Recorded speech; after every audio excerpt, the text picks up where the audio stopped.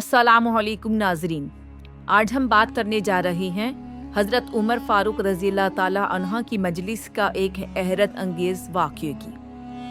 हज़रत अल्लामा दमीरी रहमतुल्लाह अलैह फरमाते हैं, एक मरतबा हज़रत उमर फ़ारूक रज़ियल्लाह ताला अन्हा की मजलिस में एक शख्स अपने बेटे के साथ हाजिर हुआ। जब हज़रत उमर की नज़र उन दोनों पर पड़ी तो आप रहमतुल्लाह अलैह गौर से देखने लगे। फिर फरमाया, मैंने आज तक ऐसी मशाहबत नहीं देखी कि बाप और बेटा इस कदर एक जैसे हों, गोया दोनों की सूरतें बिल्कुल एक हों। सुनकर उस शख्स ने अर्ज़ किया, ए अमीरुल मोमिनीन, इस बच्चे को उसकी वालदा ने उस वक़्त जन्म दिया था जब वो वफ़ात पा चुकी थी।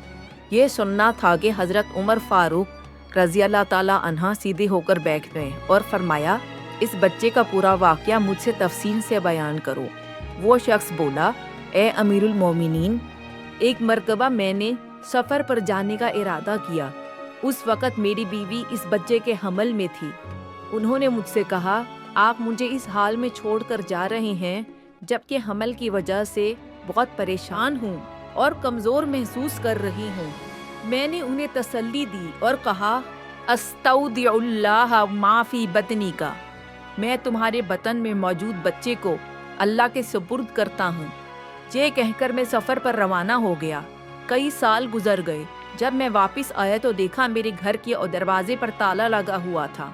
मैंने आसपास के लोगों से पूछा तो उन्होंने बताया कि मेरी बीवी का इंतकाल हो चुका है। ये सुनकर मैंने कहा, इन्ना लिल्लाहि व इन्ना इलैहि राजिऊन। फिर मैं अपनी बीवी की कब्र पर गया। मेरे चचाजाद भाई मेरे साथ थे। मैं काफ़ी देर तक कब्र के पास बैठा रोता रहा और वो मुझे तसल्ली देते रहे। कुछ देर के बाद जब वो मुझे वापस ले जाने लगे तो हम चंद ही कदम चले होंगे कि मुझे कब्रिस्तान के अंदर एक आग सी नज़र आई। मैंने अपने चचाजाद भाई से पूछा, ये आग कैसी है? उन्होंने कहा, ये आग हर रात मरहुमा की कब्र पर नमूदार होती है।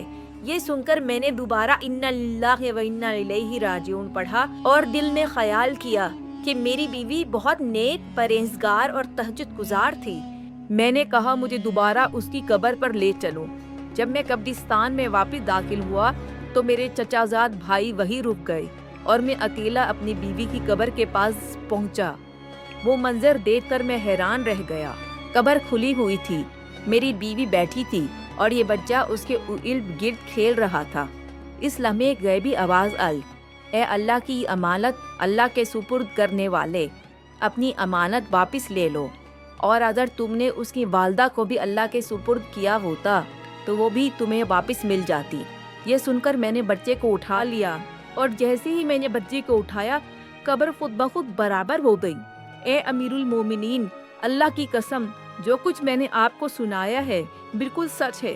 नाजरीन, ये वाक़या हमें सिखाता है कि जो चीज़ अल्लाह के सुपुर्द कर दी जाए, अल्लाह ताला उसकी हिफाजत भी करता है और बेहतरीन अंदाज में वापस भी लौटाता है। अगर अल्लाह ने चाहा और ज़िंदगी रही तो हम आपसे एक नए ईमान अफरोज़ वाक़ये के साथ दोबारा मुलाकात करेंगे। तब तक के लिए हमारे चैनल को लाइक करें, सब्सक्राइब करें। अस्सलामु अलैकुम रहमतुल्लाहि व बरकातुहू।